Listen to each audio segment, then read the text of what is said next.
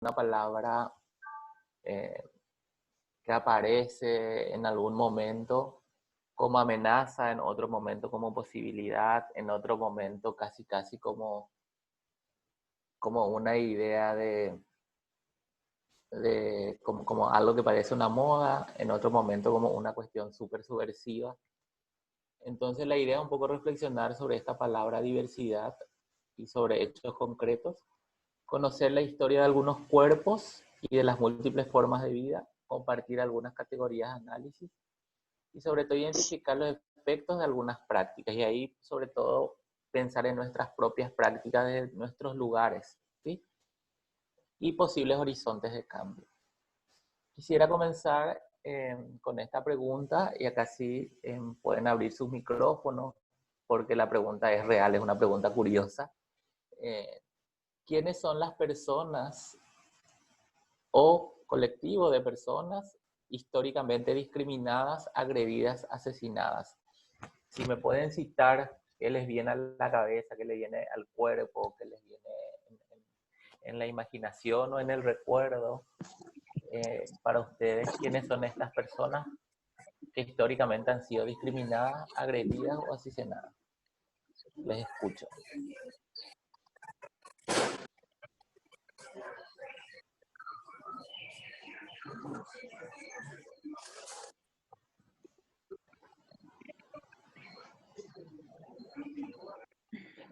Ahí en el... Y la IR nos dice que son los negros, los judíos. Ok. Hola, buenas noches. Buenas. Las mujeres también, Mujeres, sí. las personas que tienen menos recursos que otros Sí. o en una situación diferente, económicamente hablando o por su posición social. Sí. Los menos instruidos, los que no tuvieron acceso a una educación superior, Sí. no superior, pero a un acceso a una educación superior.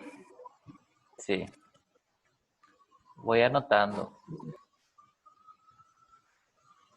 Los no binarios, ¿sí?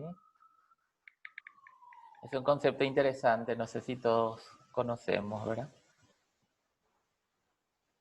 Tiene que ver mucho con en las disidencias en cuanto a la sexualidad, ¿verdad? Que justamente vamos a abordar. Los albinos, también acá dicen.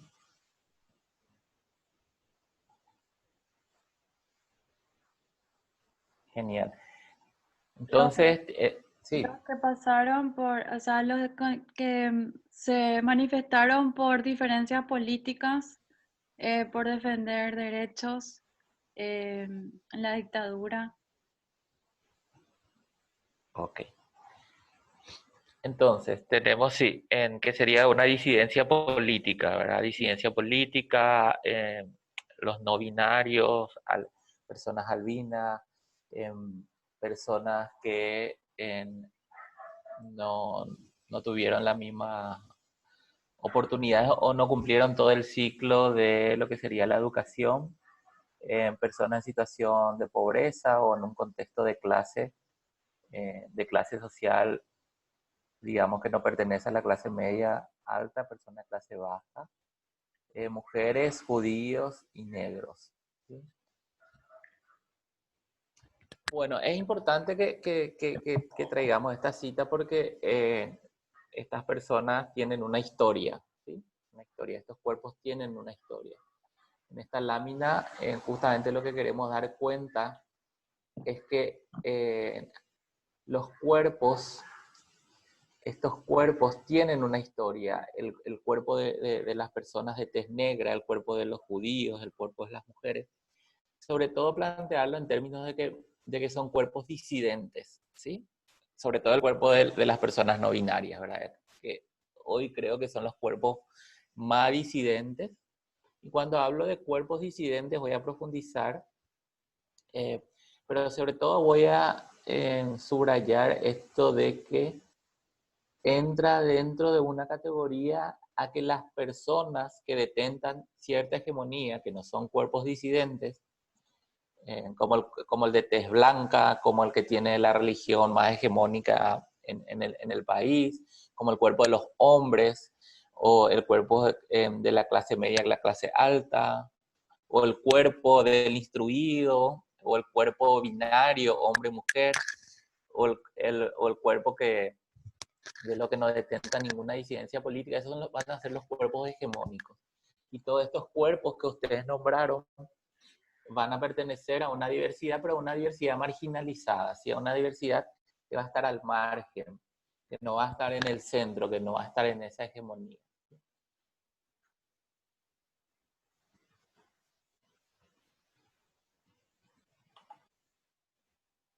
Entonces, cuando hablamos de cuerpos, siempre vamos a hablar de esta idea de control. Y acá voy a traer algunas categorías que son como capturas para pensar los cuerpos, ¿sí? En la imagen a la derecha tengo yo una imagen de la época de la colonia de Vasco Núñez de Balboa, ¿sí? En que hay una historia sobre los perros de Balboa, ¿sí? Cuando Balboa trae de Europa a sus perros y ven a los indígenas semidesnudos, incluso teniendo relaciones sexuales en lo que se podría llamar una esfera pública, como afuera, no dentro de la casa. Los españoles le tiraban a los perros, ¿verdad? Y Vasco Núñez Balboa le tiraba a los perros. ¿Qué significaba eso de tirar a los perros? Que básicamente para ellos los indígenas, bajo sus conceptos de civilización y bajo sus conceptos de ideas de mundo, bajo su organización social, eso estaba mal visto, era algo que solo hacían los animales, ¿sí? Entonces ahí empieza a ingresar a ese territorio que antes no estaba, justamente estas capturas del cuerpo. Estas capturas de esta imagen sobre todo tiene que ver con la práctica colonial, la matriz de dominación colonial del poder y del saber. ¿Sí? Esa matriz va a detentar lo que cree que es civilizado. ¿Sí? Esa matriz colonial es esto que ustedes hablaban justamente, ¿verdad? El hombre de tez blanco de clase media alta.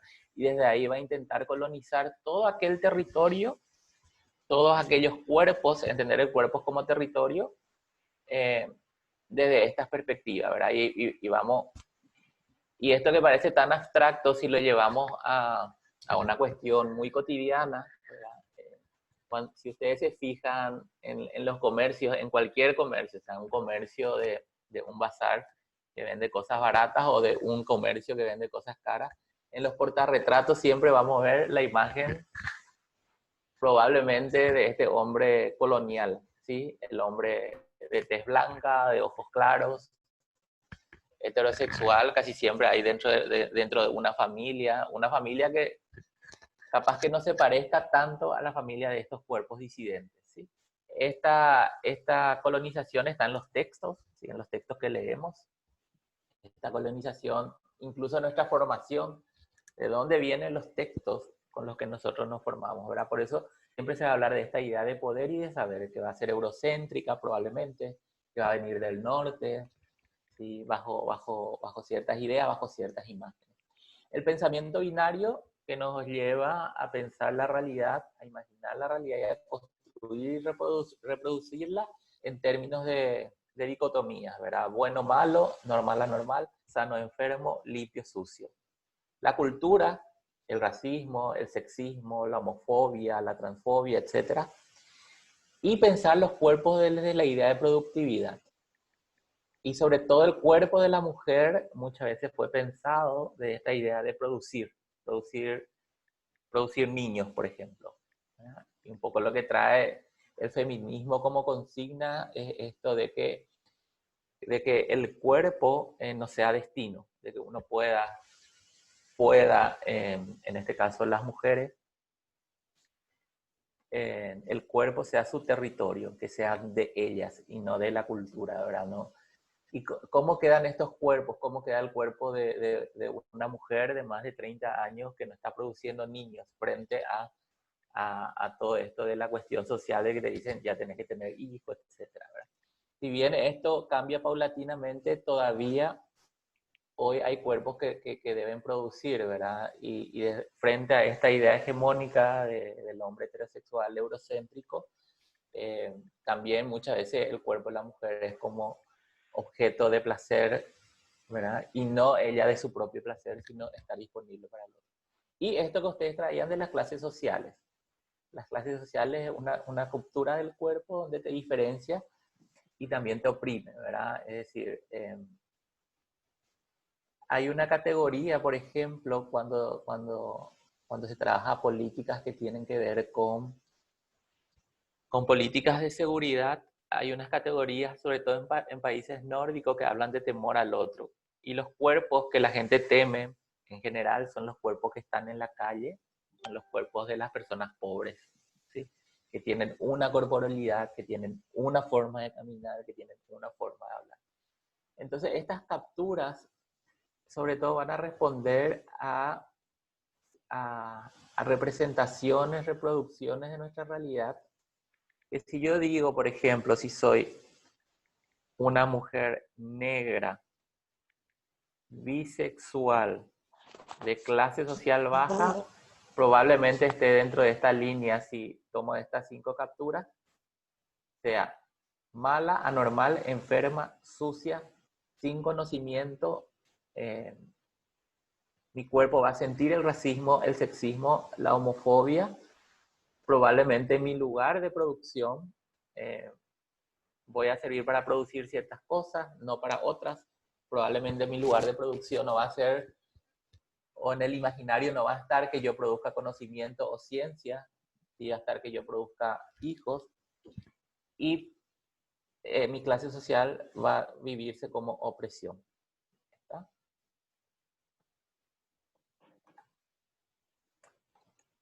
Bueno, vamos a irnos a historias locales, porque la idea era un poco también ver la historia de estas ideas, la historia de estas prácticas, la historia de estas capturas, ¿verdad? Ustedes ven una imagen de la guerra de Acostañú y una forma de saber cómo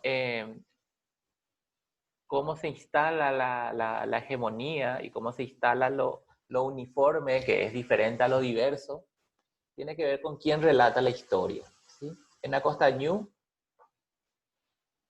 todos sabemos que los niños salieron a pelear, ¿verdad? Sin embargo, si uno ve este cuadro concretamente, no ve figuras de niños, ¿sí? Si bien la historia que cuenta el adulto, eso es muy importante, no la historia que cuenta el niño. La historia que cuenta el adulto es que los niños fueron disfrazados de adultos para entrar al campo de batalla. Y en la escena vemos sangre y vemos cuerpos más semejantes a un adulto que la de un niño. Si bien por el tamaño uno puede, pero si no conoce el contexto de la historia, no, capaz que no lo miren desde ese lugar de que ahí están los niños, sino que ahí están los adultos. Y es importante esto de quién relata la historia, porque quien relata la historia precisamente no siempre son estos grupos de personas que nosotros habíamos citado. Por eso, una de las prácticas, si nosotros las que estamos hoy acá, si nosotros queremos tener una práctica cercana a las prácticas que respeten la diversidad, tenemos que buscar otros relatos. Tenemos que buscar qué historia nos puede contar de la civilización los indígenas, por ejemplo. ¿Qué historia acerca de los niños nos pueden contar los propios niños, no los adultos? ¿Sí? Es decir, buscar las historias contadas por estos colectivos que tienen que ver con colectivos históricamente discriminados. Esa es una práctica concreta que podemos hacer si queremos trabajar o revisar nuestras prácticas desde el marco de la diversidad. Esta es otra historia que tiene que ver con la soberbia científica. Damiana, una niña che, que fue raptada, fue sometida a tortura y a diversos estudios, primero en Argentina.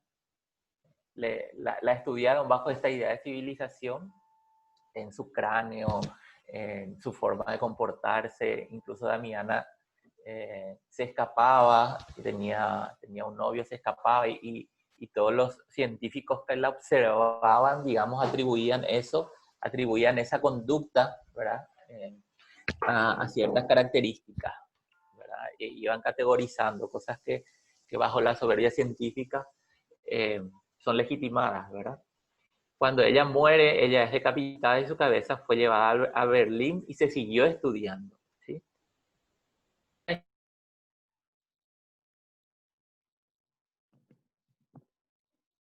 Atención, ¿por qué no la conocemos? Porque generalmente estas historias no son historias que tengan mucha prensa, no son historias que estén muy presentes en la cotidianeidad, ¿verdad? Pero es importante rescatarla porque en esta historia hubo una restitución, ¿sí? Finalmente, la cabeza de Damiana volvió al Paraguay, volvió a la comunidad che, y ellos hicieron todo un ritual que significa el dolor de una población, el dolor de esta población, de las comunidades indígenas, de lo que significa ser estudiado, torturado, marginalizado, estar a los márgenes, donde los cuerpos son gestionados desde un lugar sumamente invisible y marginalizado, ¿sí? Después tenemos esto que es la historia que tiene que ver con la dictadura, ¿verdad? El peligro del placer, las disidencias sexuales. Esta es una carta anónima de una persona homosexual, ¿verdad? Que tiene que ver con la famosa historia de 108 y un quemado, ¿sí? Que es una carta que se le envía a Diario del País, y Diario del País pone la carta de un amoral, ¿sí? Esta palabra es súper importante, porque son las palabras que categorizan los cuerpos y construyen destinos.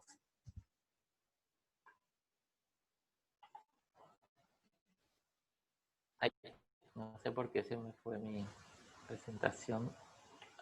Voy a volver a...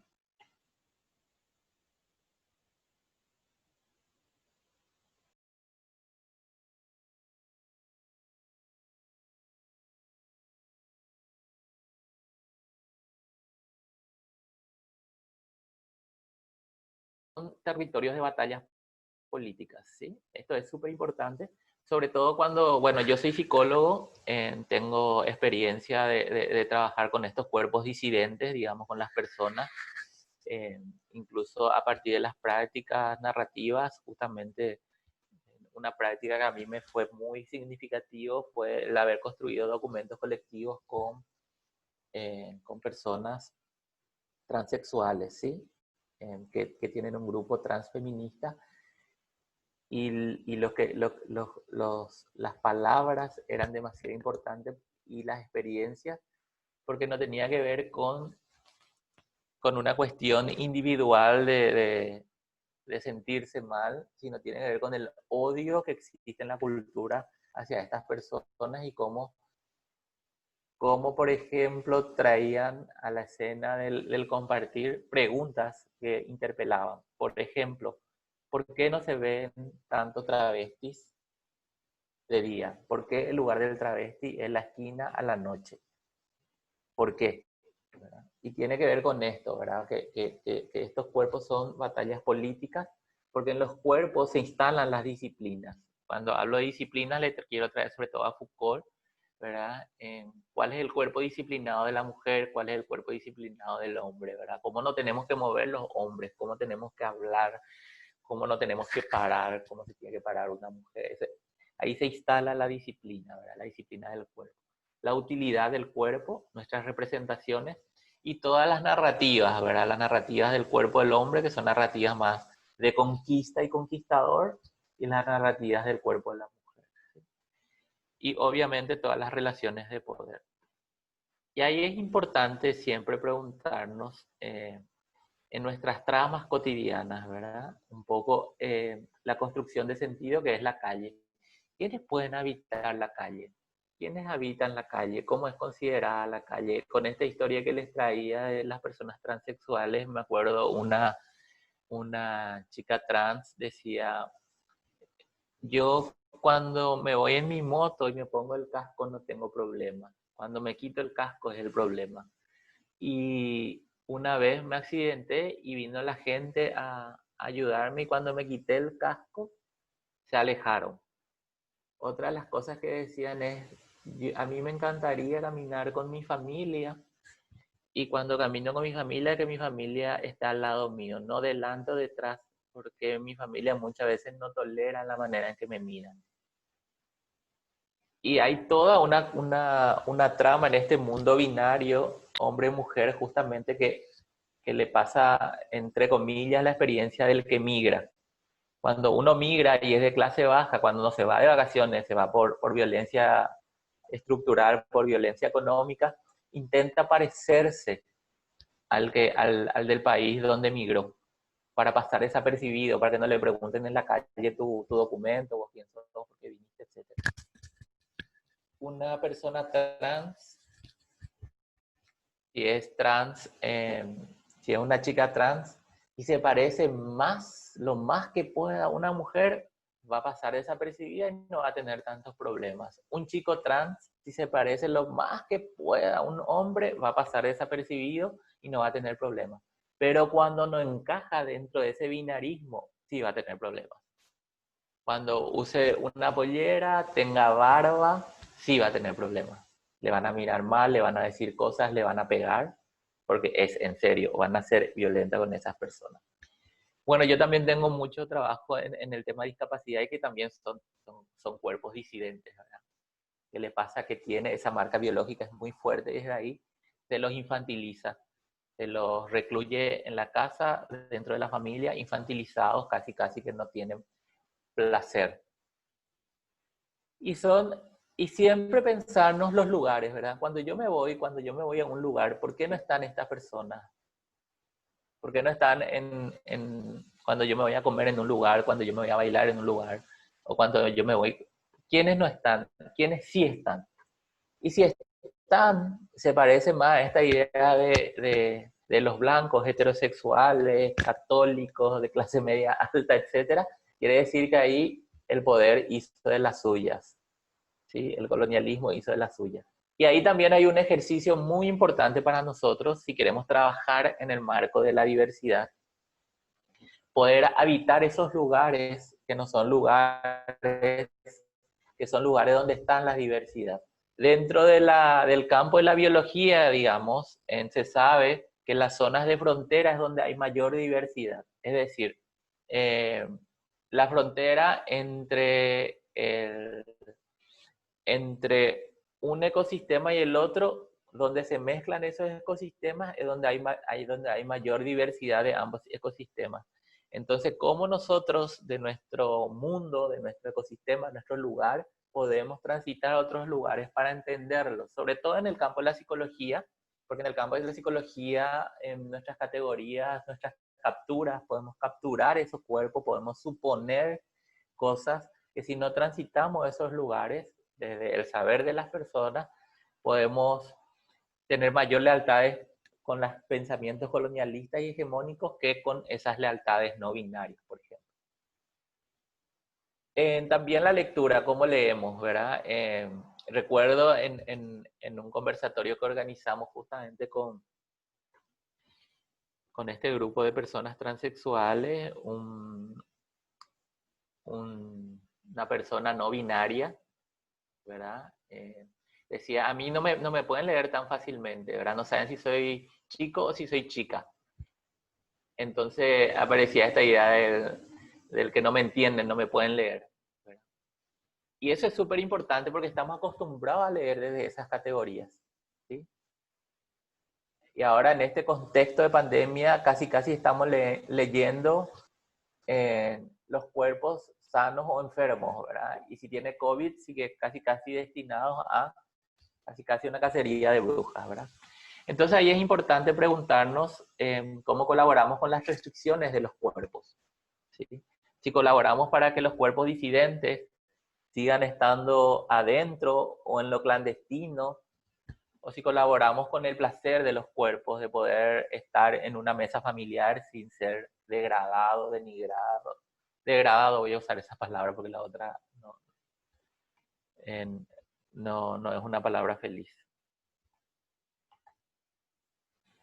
Y el feminismo trae una idea muy interesante, muy importante de esto. Yo estoy empezando a conocer, no conozco mucho.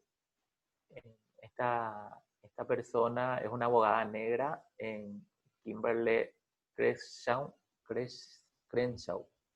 Ella plantea esta cuestión de la interseccionalidad, de mirar entre, ¿sí? de analizar desde ese lugar.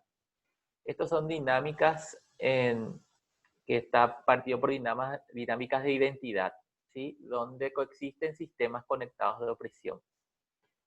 Y vamos a llamar privilegios, ¿verdad? Yo claramente soy, al haber nacido hombre blanco, ya tengo privilegios. Entonces, si yo me ubico en una intersección, voy a estar puesto en una intersección de privilegios, pero en otros casos voy a estar puesto en una intersección de opresión, ¿verdad? Por ejemplo, yo no nací en una clase alta y si me voy a Estados Unidos voy a pertenecer a un colectivo de latinos, ¿verdad? Entonces, lo importante es ver cuántas intersecciones tenemos nosotros, ¿no? Por ejemplo, yo no soy europeo, en no europeo me pone en una intersección más de opresión, más que de privilegio. Y estas cuestiones que son de identidad, ¿verdad? Nos permite también saber el peso de la violencia que existe hacia estas personas, como hace rato dije. Si soy mujer, negra, homosexual, adulta mayor, no europea de clase baja, voy a sentir más violencia. Mi cuerpo va a estar más violentado, mi cuerpo va a estar más restringido. Por ejemplo, una de las restricciones que va a tener es que no me voy a poder abrazar con mi novia, siendo yo mujer negra de clase baja, no voy a poder abrazarme con mi novia en un restaurante ni besarla. Eso va a ser una restricción que va a tener mi cuerpo.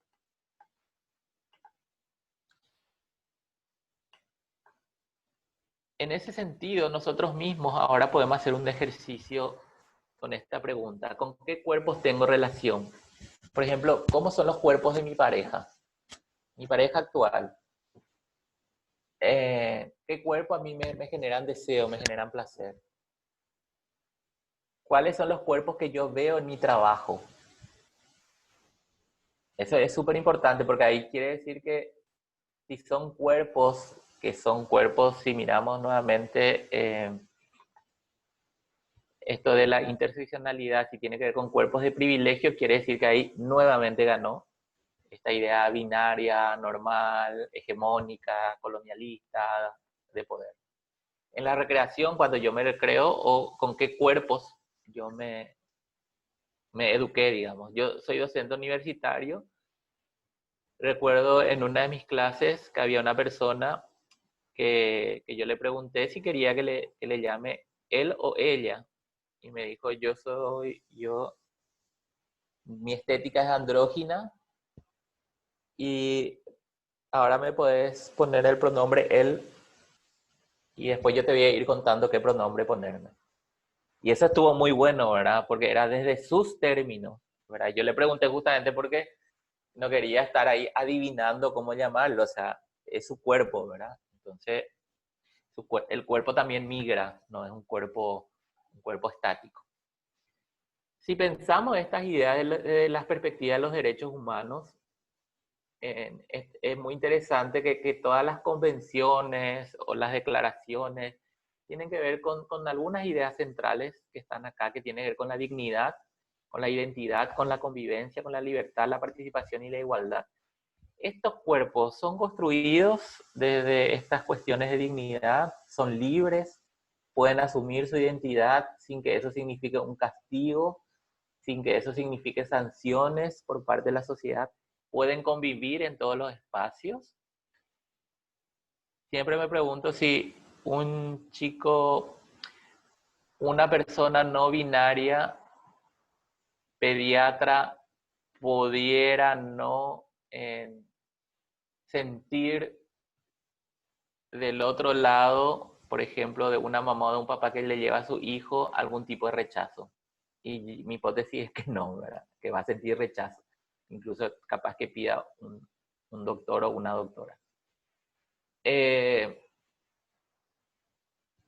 libre, poder participar y en términos de igualdad.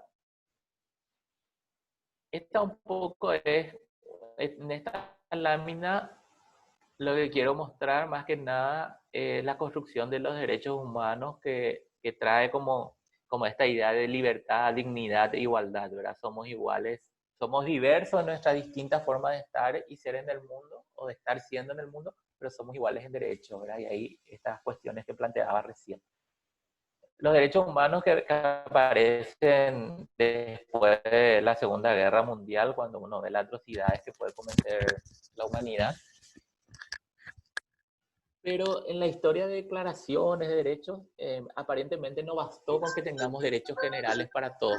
Aparentemente era necesario también que hayan derechos específicos. Y ahí vemos, por ejemplo, que en la década del 60 aparece cuestiones que tienen que ver con toda forma de discriminación, en el 79 acerca de la mujer, en el 84 contra la tortura, en el 89 la niñez, o sea, ahí recién aparece como titular de derecho. En el 90 trabajadores migrantes, en el 2006 discapacidad, pueblos indígenas en el 2007, es decir, la historia de estas poblaciones que hace rato nombramos al empezar esta charla, tiene que ver con una historia muy reciente de ser titulares de derecho. ¿Cómo podemos generar procesos de cambio? ¿Sí? Por un lado está una cuestión más institucional, ¿verdad? Como las Naciones Unidas, o la OEA, o los estamentos de derechos humanos, o el propio Estado, que tiene que ver con políticas de promoción, protección e inclusión. El Paraguay es uno de los países que no tiene ninguna legislación así fuerte que pudiera ser una columna vertebral para todo lo que signifique discriminación. No hay una ley contra toda forma de discriminación. Todos los intentos de aprobar esa ley nunca se pudo, no se aprobó hasta hoy día. Entonces, esta es una cuestión más institucional, el punto 1, ¿verdad? Pero si lo llevamos a nuestros territorios, a los lugares donde sí nosotros podemos trabajar, o nuestro consultorio, o nuestros trabajos, cómo podemos generar nosotros propias políticas de promoción, protección e inclusión. Y esa política puede ser incluso estar en esos espacios que pueden crear mucha disidencia e incomodidad. Yo recuerdo cuando me llamaron para hablar en Radio Travesti, que es una radio online, y justamente me pusieron en el banquillo casi de acusados, ¿verdad? ¿Por qué? Porque yo representaba ese disciplinamiento de los cuerpos del mundo psicológico y psiquiátrico, ¿verdad? Porque hasta hace poco era considerado una enfermedad mental la homosexualidad. Entonces las preguntas tenían que ver con eso y bueno, yo tenía que ahí conversar sobre ese tema, ¿verdad? Cómo los colectivos, gracias a su fuerza y a su organización, logran también cambiar la historia, ¿verdad? Y esa es una política personal que tengo también de transitar otros espacios que no son los espacios hegemónicos. La construcción de horizontes políticos que tienen que ver con la organización. Muchas de estas personas están organizadas. De hecho, la comunidad LGTBI o la comunidad afrodescendiente, las organizaciones, cómo pudieron generar agendas, ¿sí? Que tiene que ver con un horizonte político, y ese horizonte político tiene que ver con esta idea de la diversidad, ¿verdad? De construir horizontes diversos. Y una ética, claramente, una ética de colaboración, de trabajo, de participación, una ética vinculada a derechos. Y hablando de esto, hay como la historia también nos va contando cómo las luchas hoy hacen que estos cuerpos, si bien sigan recibiendo la violencia, esa violencia no sea de la magnitud que era antes, ¿verdad? Dentro de la historia del feminismo y sobre todo en la primera ola está todo esto de las sufragistas, ¿verdad? Y en la imagen vemos, y es importante mirar estas fotos también, en la imagen vemos a una mujer y todo el mundo masculino, todos los hombres ahí, y en este caso la autoridad, la fuerza, que son los policías, la agarran y la llevan de la calle de una manifestación, ¿verdad? Esta escena que puede leerse desde el feminismo como el poder del patriarcado, o que puede leerse desde la estética, ¿verdad? Incluso vemos hacia el lado derecho un niño, ¿verdad? Un adolescente probablemente que ya está viendo, ya está siendo educado en que es natural que las mujeres que se manifiestan se las lleve, que la autoridad las lleve, digamos. Entonces, lo más preocupante de la violencia siempre es que la violencia es pública y la violencia es pedagógica, enseña. Y en este caso, está viendo a la derecha hay un adolescente hombre blanco, europeo, mirando como una mujer que está reclamando igualdad, que está reclamando también tener el derecho al voto, es quitada de la escena del reclamo. Esta imagen es muy fuerte, es una imagen también de los años 60. Es la primera niña negra que ingresa a una institución educativa de blancos.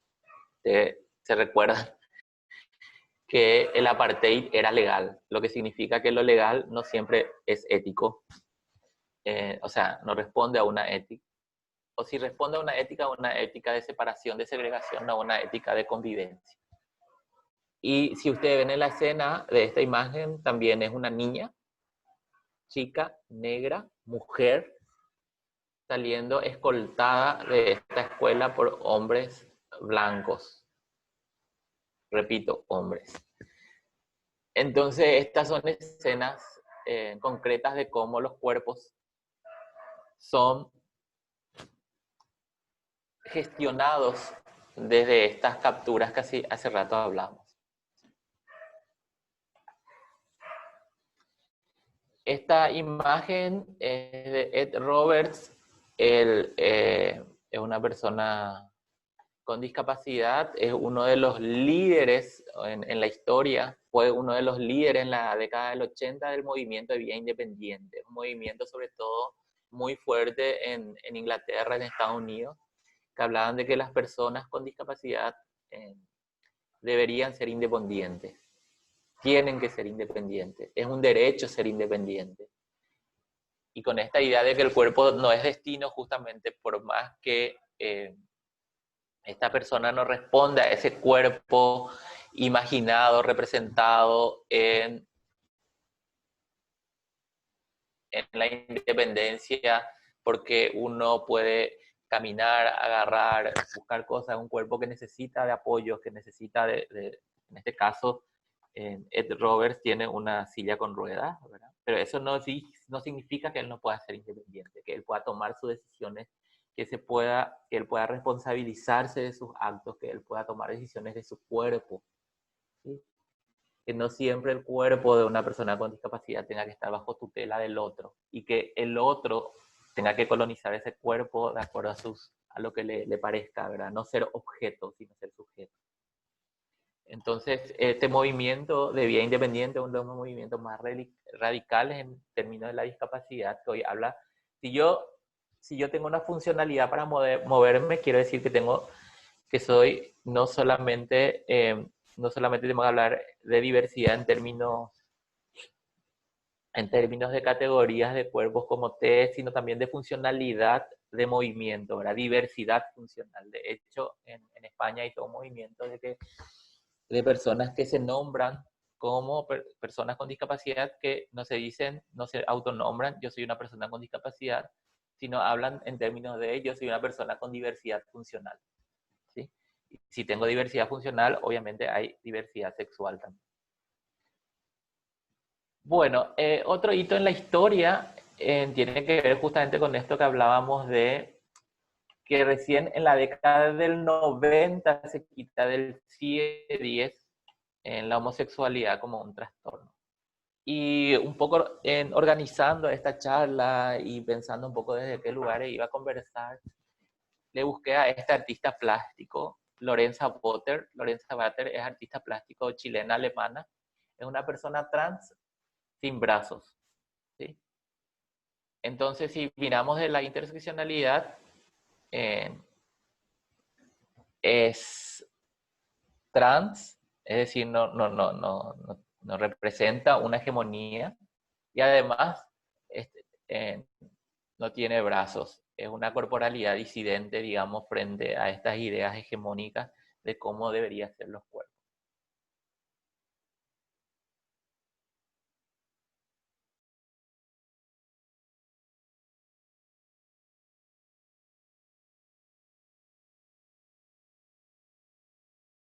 preguntas, ¿sí?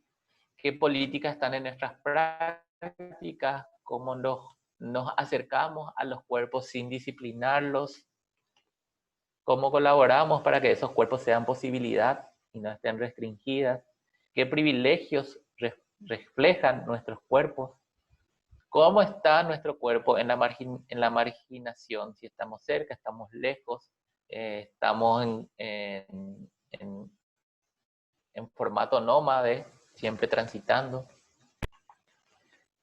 Y entonces lanzo nuevamente esta pregunta: ¿por dónde nos deja estos planteamientos? ¿Sí? ¿Hacia dónde nos deja?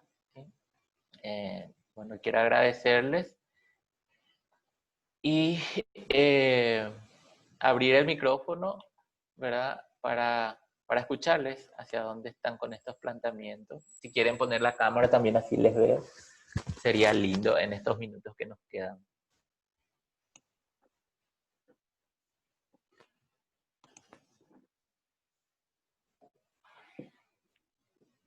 Hola, hola, ¿cómo están? Pueden poner su cámara, abrir su cámara, abrir el micrófono. ¿Cómo están? En el Facebook tuvimos comentarios también, Fabio, cuando pediste esa participación.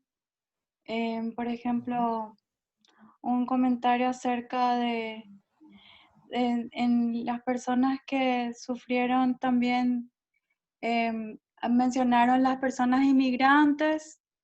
Y acá nos comenta también Paola: puedo comparar la historia de Costañú, por ejemplo, porque a veces mucha gente se toma la libertad de creer conocer la historia que cada uno al salir de nuestro país de origen nos toca sobrellevar. Nosotros buscamos, anhelamos, luchamos y necesitamos la inclusión social. Sin embargo, nos encontramos al menos al principio con todo lo contrario, o sea, la exclusión social, y por tanto nace la desigualdad seguido de la diversidad. Exacto. Súper. Anoto. ¿Alguien más quiere compartir algo? Quiero compartir algo. Yo soy Willy. Cuando hablaba Fabio de todas estas cuestiones un poco del cuerpo como territorio en disputa y qué sé yo, y linkeado un poco a esta camada de artistas latinoamericanos que pusiste como referencias, se me revenía a la mente un artista chileno de nombre Osvaldo Oyarzún, que es un artista plástico mapuche que siempre como que cuenta su historia, que a él, cuando él es un artista súper capo, reconocido y qué sé yo, que expone en lugares de poder y qué sé yo, pero él siempre cuenta que recién hace muy poco a él le dejan entrar directo a la sala de expo sin pensar que él es el personaje que va a limpiar la sala de expo, porque su cuerpo es un cuerpo que está asociado a esos roles, y sin embargo él es el cuerpo que expone. Y él hizo todo un laburo re interesante, porque una vez también cayó preso, y como es pero él es artista muy, muy capo, él no te dice tanto las marginalidades, digamos, ¿verdad? Pero cayó una vez preso y fue a la comisaría, le hicieron fotos, las famosas fotos que hacen en las comisarías, ¿verdad? Y después recién le liberan a él, identificándole que no tuvo ningún acto ilícito y qué sé yo, y él agarra y pide esas fotografías. O sea, él dice: ok, yo no voy a hacer ninguna demanda, pero con la única condición de que ustedes me puedan compartir esas fotos que me sacaron en la comisaría. Y él armó toda una propuesta de su apellido Oyarzún a partir de esas imágenes de la policía, que son como las imágenes del poder, desde ese cuerpo marginalizado, ¿verdad? Es un artista, hija, re potente, que trabaja esta cuestión que decía Fabio de los cuerpos. Gracias, Willy. Willy es mi amigo. Y él es fotógrafo. Y me encanta que haya alguien que sea de otra disciplina y que nos traiga esto de la imagen, ¿verdad? Y del arte, como también en ese lugar que muchas veces uno piensa que el arte siempre está como la diversidad, que en el arte hay una cuestión, y cómo también atraviesa, porque el poder atraviesa en todos los lugares, ¿verdad? Y, y anoté el nombre de Osvaldo para seguirle y para conocerle, porque a mí por lo menos me gusta justamente en conocer esas historias, porque esas historias me llevan justamente a visibilizar más esto, ¿verdad? Por eso, y gracias por traer esto de las imágenes en el PowerPoint, porque justamente quería poner imágenes de latinoamericanos, ¿verdad? De artistas latinoamericanos. Algunos artistas sí, como en el caso de Frida Kahlo, son como más reconocidos porque se volvieron universales, pero hay muchos otros artistas muy potentes que nosotros desconocemos.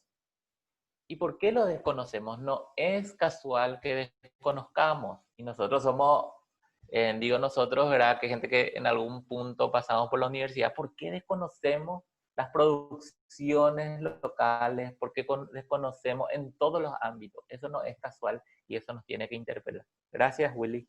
¿Alguien más quiera contar algo? Hola, yo ya prendo mi cámara. Yo soy Jimena Paredes, soy médica, me gradué hace 2 años y me uní porque quiero hablar un poquitito, o sea, quiero aprender más sobre salud mental desde otro punto de vista porque estoy interesada en hacer una residencia médica y con lo que dijo Willy recién, nada más se me viene algo a la mente que nos pasa mucho. Nosotros cuando estudiamos medicina llegamos a hacer prácticas, por ejemplo, y nosotros siendo estudiantes tenemos esa discriminación, entre comillas, por parte de nuestros superiores. Por ejemplo, los alumnos, por ejemplo, si sos del 4.º año y te topas con un estudiante del 5.º, se siente esa diferencia, no es todos somos estudiantes y todos estamos por el mismo camino. Y a ver que uno se esmera y quiere aprender y busca aprender de un superior y el superior como que te hace de menos. En las residencias médicas pasa mucho eso también, que uno por ser residente primer año sabe menos que el residente superior o tiene que ser castigado por famoso tipo cometer algún error, pero es porque uno no sabe y está ahí para aprender, ¿verdad? Y esa imagen de miedo es algo también, como que tenés que tenerle miedo a tu superior, o lo que pasa también mucho en ciertas especialidades médicas es que eh, uno por ser mujer no puede ser, por ejemplo. Vos no podés ser cirujana porque sos mujer, no podés ser uróloga porque sos mujer, no podés ser médico de emergencias porque sos mujer, sos débil, sos del sexo débil, sabes menos, no tenés fuerza.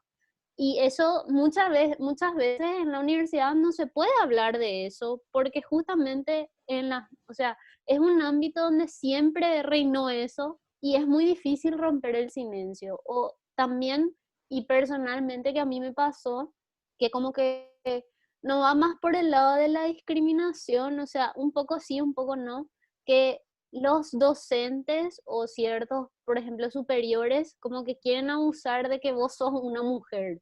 Entonces vos tenés que hacer ciertas cosas de mujer para poder acceder a los mismos privilegios que un hombre, por ejemplo, ¿no? Y la otra cosa que me llamó mucho la atención es que la imagen que uno le da, o sea, la imagen que uno asocia con una profesión está muy estigmatizada. Yo tenía compañeros y sigo teniendo compañeros de la universidad que están llenos de tatuajes o tienen piercing por todos lados. Inclusive yo llegué a tener el pelo de colores no normales, vamos a decirle, como que colores azules, rosados y demás. Y como que te estigmatizan de que vos sabes menos. O sea, vos tenés el título, tenés el doctor delante del nombre, pero te estigmatizan que sabes menos por cómo te ves por fuera. Entonces muchas veces nos tocó que tenemos que tener el pelo de cierta forma, que tenemos que vestirnos de cierta forma. Y creo que eso, o sea, yo me di cuenta que eso no define qué tan conocedor sos de tu materia. Yo conozco médicos buenísimos que tienen barbas, así, pero así, barbas largas, y vos decís, ay, ese es un vago, le gusta la música, seguro se droga, y tipo, viene con mucho estigma, pero son unos genios en medicina, o sea, saben mucho, y son buenos médicos, son buenas personas. Y lo mismo pasa con los tatuajes, los piercing, el color del pelo, la contextura física también. Eso me pasa mucho a mí, que yo, por ejemplo, hago CrossFit y como que me siento un poquitito denigrada en mi mismo grupo porque son todos hombres y yo soy la única mujer. Y dicen, ah, las mujeres tienen que levantar poco. O las mujeres no pueden hacer porque ellas tienen menos fuerza. Y no es cierto eso. O sea, nosotras si entrenamos, vamos a llegar a tener el mismo nivel o mejor que los hombres. Pero esa discriminación, ¿no? Ese dejar de lado o ese condicionarle a una persona por cómo se ve y por quién es algo que realmente se tiene que eliminar, ¿verdad? Y juega mucho. Ahora sí yo creo que la sociedad está como que avanzando un poco más porque acepta muchas cosas. En nuestro país, por ejemplo, es muy complicado. Yo estuve por muchos países, tuve esa oportunidad de estudiar afuera también, y yo vi mucho eso, que en otros países sí ya hay más diversidad, ya no te juzgan mucho por el color de tu pelo o por cuántos piercing tienes en la cara, pero acá sí todavía hay discriminación. Y por saber menos también. Por eso dije antes lo del nivel educativo, que si vos sos de primer año, porque le pasó a un amigo que una señora se fue y le dijo, yo no quiero que andes porque te ves muy joven, seguro no sabes nada. Y el muchacho era un genio más o menos en el hospital. Todo el mundo quería trabajar con él porque sabía muchísimo. Y nada, y eso es lo que quería decir. Muchas Genial. gracias. Hay un, hay un libro de un doctor de apellido Ritter que él habla él lo que habla es del doctor que trabaja en el campo, en la ruralidad. Es muy interesante. Me hizo acordar es lo que vos decías eso, ¿verdad? Porque él habla con el código lingüístico del campesino y el código lingüístico del doctor. Y obviamente nosotros sabemos que el doctor es palabra mayor, ¿verdad? Y si vos teniendo esa palabra doctor frente a tu nombre, sentís miedo, toda esta violencia, toda esta jerarquía que casi es militar, ¿verdad? R1, R2, R3, ¿verdad? Cadete, O sea, esa jerarquía. Si a vos te llega esa violencia, ¿qué sería alguien que sería a una persona no binaria que no sea doctora, ¿verdad? La violencia es mayor. Entonces, el poder nosotros comprometernos con generar prácticas no violentas, y a mí en lo particular me encanta que esté una doctora acá, ¿verdad? Que estoy seguro que esa experiencia es probable que te lleve a cuestionar cómo puedo que mi práctica no sea tan violenta, o no sea con ese nivel de violencia, o que no sea luego no violenta. Es un poco el sentido del por qué hablar de diversidad. Ese es el verdadero sentido, ¿verdad? Que ninguna persona sienta miedo por su forma de vestirse, por su forma de tatuarse, por su forma de ponerse el piercing, por su forma de amar, por su forma de construir su mundo. Y pienso en este doctor Ritter, porque él decía, el campesino cura las cosas de manera mágica y el doctor cura de manera científica. Y esa es la primera cuestión que tenemos que hablar para poder entendernos, porque si no, no nos vamos a entender. Porque si no, lo que va a pasar es que el doctor va a decir campesino tabú y el campesino va a decir con médico tabú, ¿verdad? Y los dos vamos a ser tabú y nadie va a poder. Entonces, qué importante desde el lenguaje y desde estas miradas de mundo poder entrar en diálogo, ¿verdad? Esto es lo que siempre nos trae. Yo le traigo siempre a Paulo Freire, que es el maestro del diálogo, ¿verdad? Cómo poder dialogar desde ahí. Gracias, Jimena, fue muy importante tu aporte. Una persona más para ir cerrando, si alguien quiere decir algo.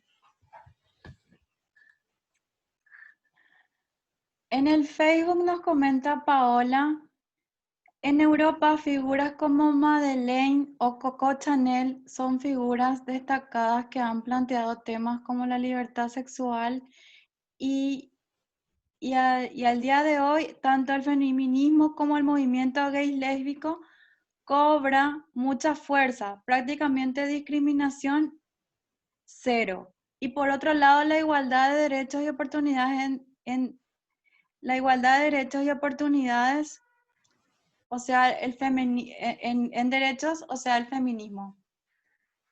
No sé si se entendió lo que dije. Paola, algo que sí, yo creo que está claro ahora. Yo entendí que hay movimientos que están generando condiciones de igualdad, ¿verdad? Como el feminismo y como toda la lucha del LGTBI, claramente. Falta muchísimo todavía, pero es importante hablar de eso, es importante sobre todo transitar eso, ¿verdad? Yo me suelo ir hay organizaciones, me suelo ir ahí es porque ahí conozco realmente las historias, de que yo no puedo decir que hay cero discriminación o cero, porque las historias no me cuentan, las historias que me cuenta la gente en primera persona, esos cuerpos, qué historias cuentan esos cuerpos, tiene que ver con historias de, de mucha violencia, ¿verdad? Pero es importante lo que trae en términos de organización y que gracias a la organización se pueden dar muchas conquistas. Súper. No sé si hay alguien más. No, nos comentan... De las migraciones. sí. Está muy interesante esto de las migraciones, sobre todo en este contexto, ¿verdad? Que hay toda una paranoia así fuertemente. El que viene de otro país es una persona portadora de COVID, más o menos, ¿verdad? Sí, realmente hay países como España, por ejemplo, que tienen muchas cuestiones más avanzadas, o Italia, avanzada con respecto a la migración y cómo se gestiona esos cuerpos, ¿verdad? ¿Dónde está el cuerpo del migrante, verdad? Están en una plaza vendiendo algo, están prostituyéndose. ¿Cuál es el cuerpo, esa representación del migrante? El cuerpo del latino en el contexto, y tiene que ver con estas ideas también muy, muy puestas en las lógicas de poder de las clases, ¿verdad? Latinoamérica, en Latinoamérica hay países pobres, ¿verdad? Países en contexto de pobreza. Entonces, ¿cómo se distribuye la riqueza a nivel mundial en torno a la productividad? ¿Verdad? Si ustedes saben, si bien no es un tema únicamente económico, lo económico atraviesa todo, digamos. En las relaciones de producción y de distribución está muy presente también eso, ¿verdad? Y ahí los latinos tenemos desventajas. Es decir, en esa idea de la interseccionalidad nos colocaríamos como no europeos, ¿verdad? Y bueno, y ahí están todas las consecuencias, ¿verdad? No es fácil a nosotros conseguir un trabajo importante en Europa, como si le puede llegar a pasar a un europeo si viene. Pero yo creo que la literatura de países como España, como Italia, puede haber bastante trabajado sobre eso. Incluso hoy en los grandes desafíos de inclusión en España tiene que ver con esto. Como cómo gestionar un aula donde hay personas de distintas religiones, con distintas lenguas, con distintas formas de vestirse. Esos son temas que hoy le toca gestionar a la educación y la inclusión en España, por ejemplo.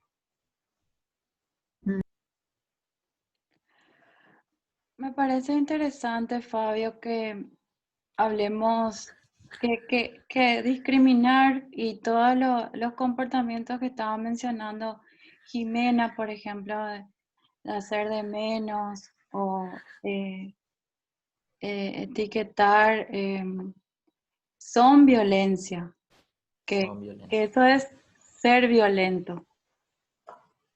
Creo que eso hay que traducirlo para que realmente deje de ser normal actuar de esa manera. Sí, porque después se convierte en chiste. Sí. Y al convertirse en chiste se convierte en práctica y se naturaliza, que es lo peor, ¿verdad? Es cuando tenemos el chiste del cachique, cuando tenemos el chiste de, de las mujeres bajo ciertas representaciones. Entonces, y por eso en el PowerPoint cuando hablábamos en términos de cosas que podemos hacer para cambiar, justamente había, o sea, qué éticas podemos abrazar que tienen que ver con tal vez no reproducir ciertas cosas, ¿verdad?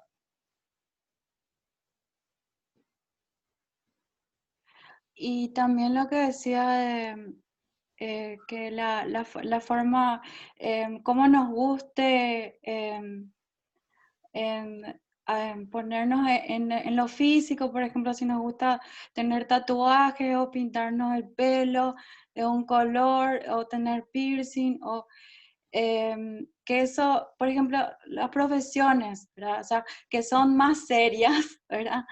Ya, o sea, se cataloga con eso si tenés el pelo de un color o tatuajes, piercing, ya no sos serio en tu trabajo.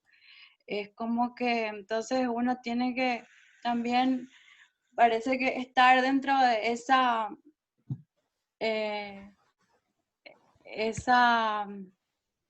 como que entrar dentro de esa visión de los otros que para que les parezca serio, normal o que te tenga confianza, ¿verdad?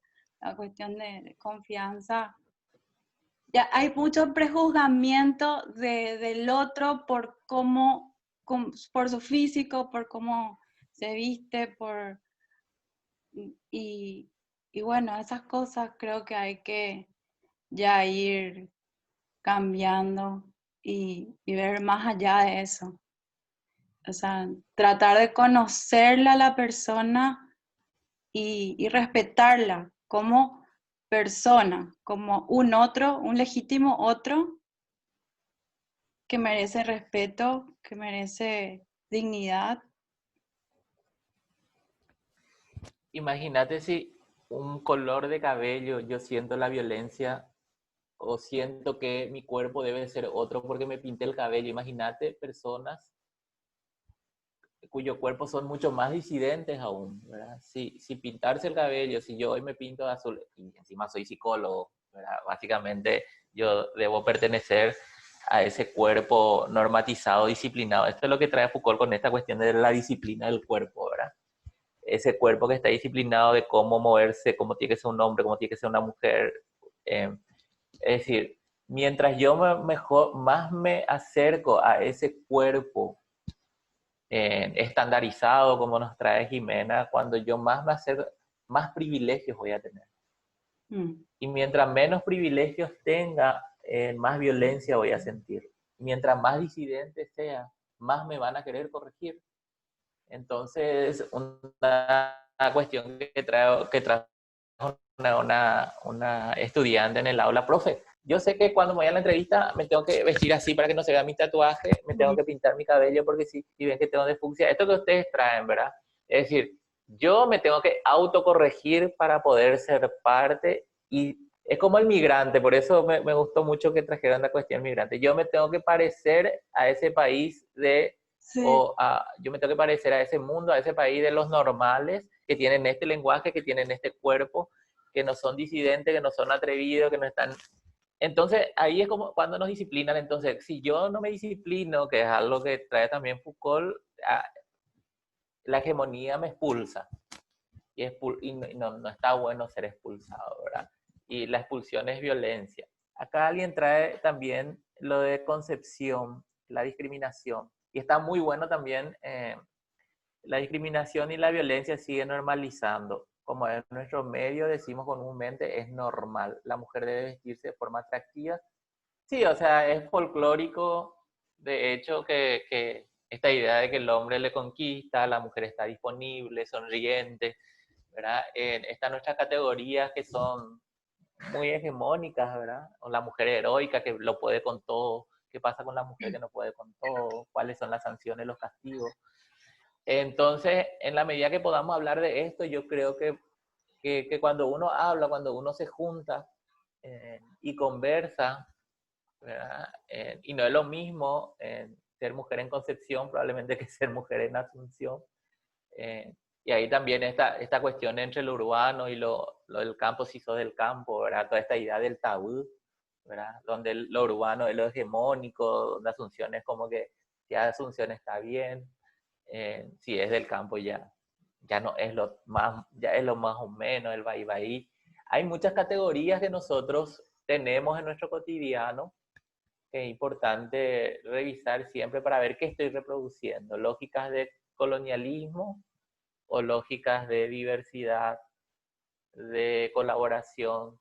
Estoy permitiendo que esos cuerpos sientan placer o el cuerpo tatuado, con piercing, que esté con otro color. Ellos, o sea, si yo con mi comentario estoy restringiendo esos cuerpos, finalmente le estoy quitando ese lugar de placer, de poder asumir su identidad y expresar su identidad, que es su derecho humano.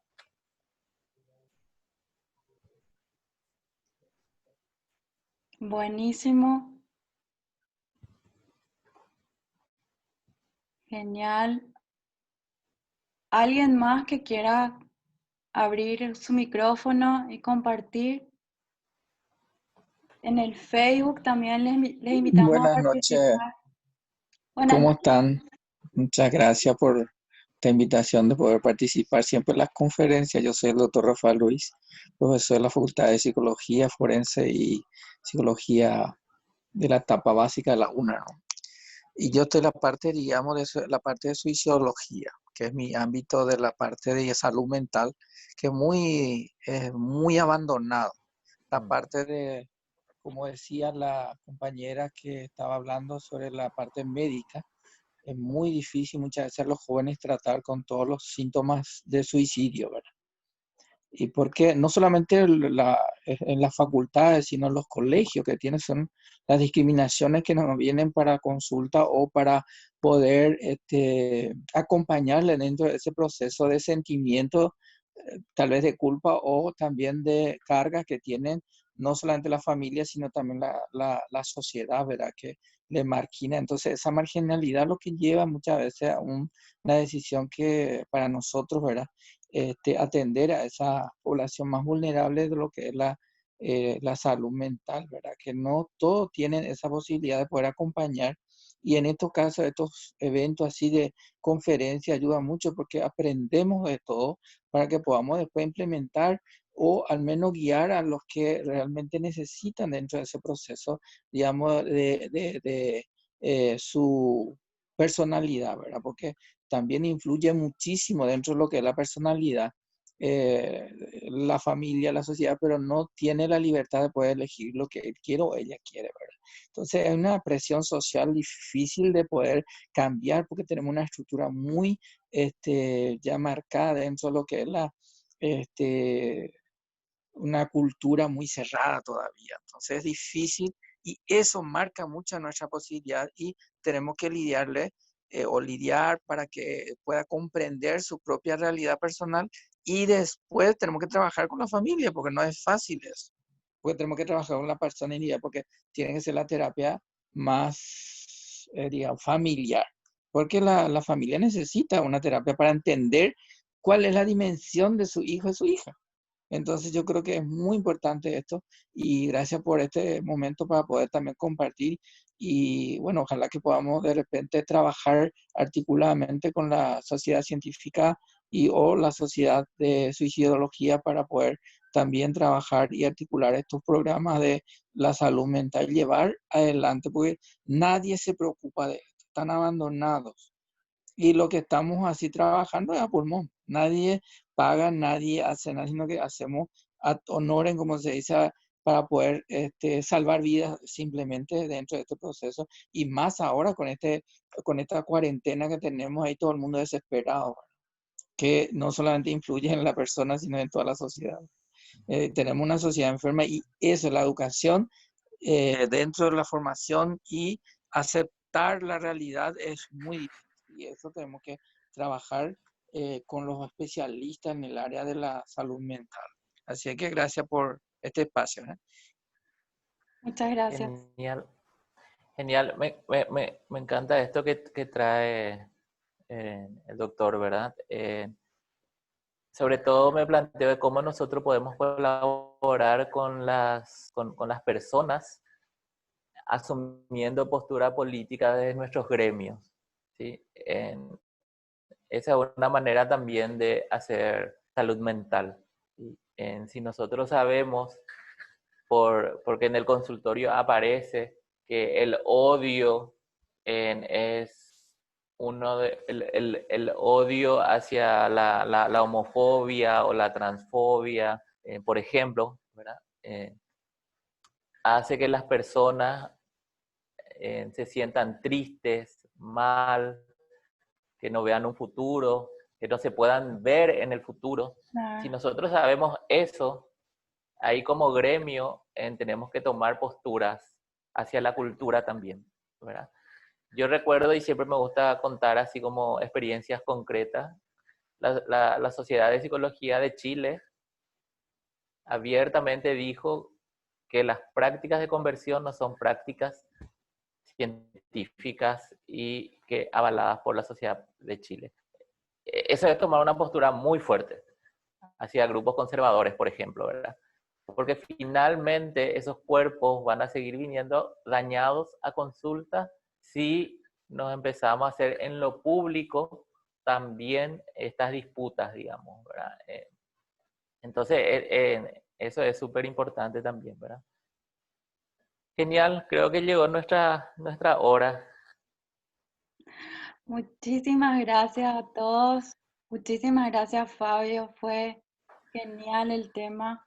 Y yo me quedé pensando en un tema así como cuáles serían las prácticas o comportamientos o actitudes que podemos difundir en la lógica que vos dijiste de la diversidad y la participación y la colaboración. Porque de repente siempre pienso que si bien eso es lo que la gente conoce o le enseñaron en su casa, en su historia, y lo que sigue de acuerdo a la cultura que se le impone o que recrea de acuerdo a su entorno, de repente no sabe cómo ser de manera diferente, ¿verdad? Entonces, creo que sería bueno también difundir así, claro que está bien también reflexionar esto y seguir hablando del tema, pero me parece también bueno que puedan saber cómo pueden ser mejor, es decir, cómo pueden cambiar esos comportamientos por otros más inclusivos de diversidad y participación. Hola.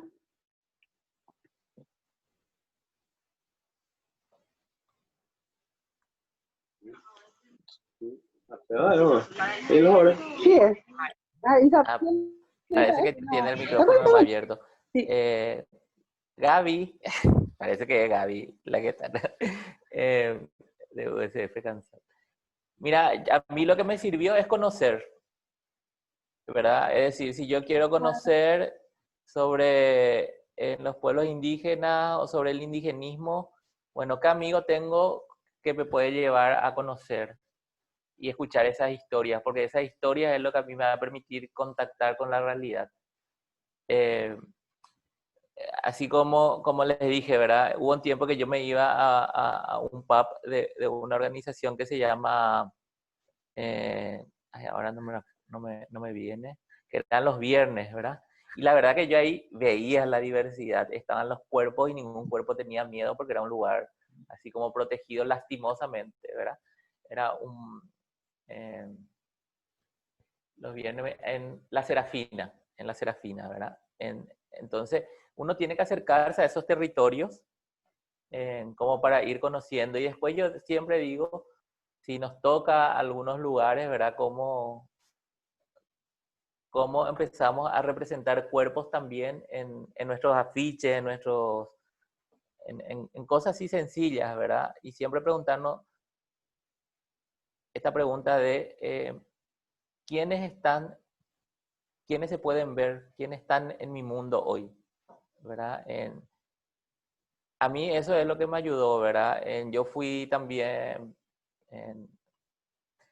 maestro sombra o acompañante de una persona con discapacidad en el colegio y estaba todos los días de lunes a viernes con esa persona. Y yo aprendí ahí muchísimo, ¿verdad? Porque aprendí lo que significa tener autonomía y tener independencia, porque yo era su apoyo, ¿verdad? Y esa persona me decía lo que quería, lo que no quería, que sí, que no, ¿verdad? También, como trajeron acá el tema de las clases sociales, ¿verdad? Yo creo que cada sector poblacional tiene su propia manera de construir dignidad y eso es lo que tenemos que aprender. ¿Cómo construyen dignidad los pueblos indígenas que están, pero, no sé, yo creo que es una de las poblaciones más invisibilizadas, ¿verdad? Entonces, ¿cómo construyen dignidad las personas con diagnóstico psiquiátrico? ¿Cuáles son sus espacios de dignidad, de libertad, ¿verdad? Y ahí nosotros podemos colaborar. Eso. Buenísimo, buenísimo. Acá hay una pregunta, Fabio, en el Facebook, que pregunta por el tema de, viste que estábamos hablando que muchas veces esa normalidad se hace chiste. Y eso pregunta esta persona, que si el humor, que en este caso pediría aclaración, ¿verdad? Porque nos cuenta que el humor es necesario, se dice que el humor es la salida de emergencia de las catástrofes. Sí. Es decir, que con el humor hay que tomar cuidado en este tema, ¿verdad? O sea, claro, en el contexto de la pandemia, para el contexto de la pandemia está hablando esta persona, ¿verdad? El tema del humor. Sí, yo entiendo que, porque hay mucha cuestión de, ahora no podemos hacer chiste de nada, ¿verdad? Porque tenemos que ser correctamente políticos, ¿verdad? Como, a ver, yo creo que hay para eso, a mí me ayudó mucho esto que trae el feminismo, de lo interseccional, por eso justamente. Yo no soy un cuerpo del cual se va a hacer muchos chistes todo el tiempo, ¿verdad? Yo, Fabio, ¿verdad? Tal vez si me voy a Europa sí encuentre muchos chistes, ¿verdad? Del latino, caigüe, o sea, no van a decir caigüe, es decir, el latino que no quiere trabajar o que solo sabe hacer esto, o es mano de obra barata. Entonces, ahí yo siempre me pregunto si este humor es un humor que me incomoda o no, según o sea, probablemente a mí no me incomode el chiste del cachique porque yo no soy indígena. No sé si al indígena le va a hacer un chiste eso. Probablemente a mí no me...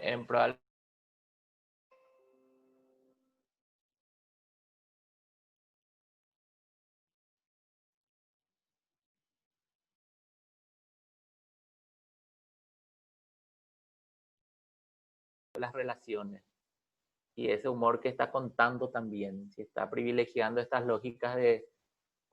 Porque no se hacen, generalmente los chistes no se hacen humor de el hombre blanco heterosexual de ojos azules europeo. El humor casi siempre es aquel que está en otro lugar de menos privilegios. Generalmente no se hace humor con la gente con muchos privilegios. Máximo, y ahí es donde tenemos que ver, o sea, si esta persona, por ejemplo, una travesti negra con discapacidad, tiene que probablemente soportar ya 3 tipos de chistes o 4 tipos de chistes, ¿verdad? Además de toda la violencia. Entonces ahí yo me pregunto, ¿verdad? Sin ánimo de censurar, sin ánimo de decir qué es lo bueno, qué es lo malo. Sencillamente me pregunto qué queremos en qué estamos colaborando nomás, ¿verdad? Y sí, el humor a veces puede retratarnos Sí. y también nos puede distender, nos puede hacer, no sé, todo lo que significa reírnos, ¿verdad? No. Y ahí ya es cada uno, ¿verdad? En qué quiere ser retratado en su humor. Sí, ¿y qué tipo de humor fomentamos también, Fabio? Por ejemplo, las burlas, em, no sé, no sé a quién, es un tipo de violencia. Claro, porque nosotros muchas veces, y me incluyo, ¿verdad? Yo me río cuando no me lastima, ¿verdad? Hay tipos y tipos de humor, ¿verdad? El humor negro, el humor burlón y el humor, bueno, uno que no, que no entre un poco más, un humor más, ¿cómo se ve? En cuanto a, puede ser, bueno, ahí no sé qué palabra, más positivo, ¿verdad? O más, porque generalmente, o sea, más bien lo que el humor vendría a ser ese tema que de repente puede ser ridículo, pero más bien no sería como reírnos de nosotros mismos, de lo que puede ser simpático, de repente puede ser lo ridículo, de repente ridículo en el sentido bueno, ahí tendría que definir ridículo de una manera más amplia. Claro, yo creo que nos ayuda esta idea de los lugares de poder por los cuales transitamos, ¿verdad? Como suele decir muchos amigos homosexuales, ¿por qué yo tengo que decir que soy homosexual? ¿Acaso el heterosexual dice, hola, yo me presento como heterosexual? ¿Por qué yo siempre tengo que estar hablando ¿verdad? Entonces, cuando un cuerpo es muy exigido todo el tiempo, ¿verdad? O una amiga trans decía, ¿verdad? ¿Por qué yo tengo que decir persona trans? ¿Por qué yo siempre tengo que hablar, tengo que todo el tiempo remarcar que soy persona? O persona con discapacidad? ¿Acaso porque ya no se me ve que soy persona? ¿Por qué tengo que decir soy persona? Y eso habla de algo, ¿verdad? Habla de que, o sea, yo no me estoy presentando todo el tiempo, hola, soy persona, tal, ¿verdad? Eso habla de algo, ¿verdad? De tener que remarcar mi humanidad, ¿verdad? Entonces, yo creo que todo, ¿verdad? Y el humor es parte de todo, ¿verdad? Uno siempre tiene que estar, creo, mirando lo oportuno y en qué colabora, ¿verdad? Y que desde nuestro lugar de privilegio podemos ser muy crueles con algunas cosas. Por lo tanto, al conocer, al convivir, ahí es donde realmente la convivencia es donde se da esto de que le puedo entender más, ¿verdad? Hasta que yo no le conozca a una persona con estas características. Yo me acuerdo un tiempo que me iba a la cancha con un conocido que es a Lloreo, ¿verdad? Y era era un feroz tipo así. Y yo aprendí mucho de él porque él tiene una manera de concebir, de decir, era una persona de pocas palabras, pero cuando decía las palabras eran así como, wow, ¿verdad? O sea, el hecho de convivir, y eso creo que ya en parte de lo que del futuro que uno quiere construir, ¿verdad? Yo siempre le animo a la gente a conocer más gente diferente, y ahí uno a través de esas personas puede entrar a todos esos otros lugares, ¿verdad? A mí me gustaría conocer gente de otras culturas también, ¿verdad? Esto nos permite un poco salir de nuestros lugares hegemónicos. En definitiva, la pregunta siempre es cómo puedo también yo salirme de mi hegemonía para permitirme pensar desde otro lugar y convivir desde otro lugar. Buenísimo. No sé si Excelente. ya vamos cerrando, si les parece. Bueno, está bien, Fabio. Súper interesante. Sí, les agradezco les agradecemos a todos su participación acá en el Zoom, en Facebook. Buenísimo. Muchas gracias, Fabio, y esperemos pronto tener otra charla tuya con estos temas. Muchas gracias. Genial. Gracias. Buenísimo. Muchas gracias a todos. Les recordamos que esta charla, así como todos los webinars, quedan grabados en nuestro canal de YouTube, Salud Mental COVID Paraguay, y nos pueden seguir en las redes sociales, Facebook, Twitter, Instagram, y ahí se van a estar enterando de todos los webinars que se vienen. Muchas gracias, buenas noches, que estén bien, cuídense mucho, Chao, chao.